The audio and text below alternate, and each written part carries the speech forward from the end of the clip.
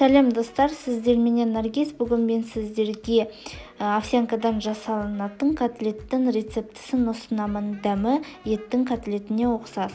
Қажетті құрамдар: овсянка 200 грамм, ыстық су 200 мл, дәміне қарай тұз, бұрыш, картоп 3 дана және де пияз 2 дана.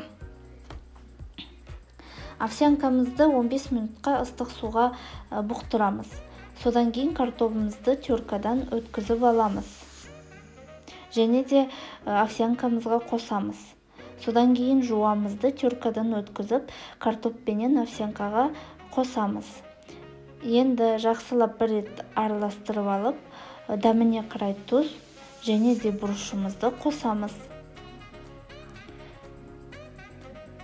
Жақсылап енді қолымызбенен араластырып аламыз. Енді кішкене дымқыл болса, кішкене овсянка қоссаңыздар да болады. Енді суық суға қолымызды матырып, осы видеодағыдай көрсетілгендей жасап шығамыз. Осындай мөлшерде болуы керек.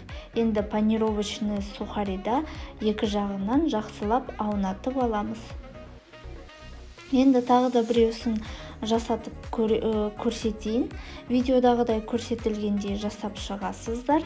Доңғалақ қылып осындай болып шығу керек. Және де тағы да панировочный сухариға аунатып аласыздар.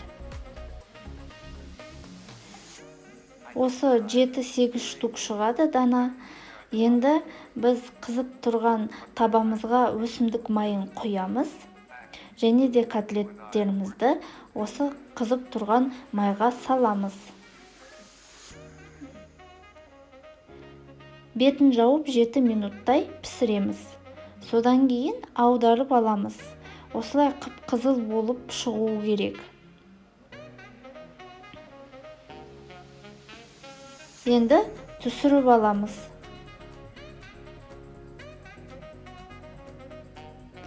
Осылай түсіріп алсаңыздар да болады. Біздің котлеттеріміз дайын болды. Астарыңыз дәмді болсын. Менің YouTube каналыма тіркелуді ұмытпаңыздар. Қош сау болыңыздар.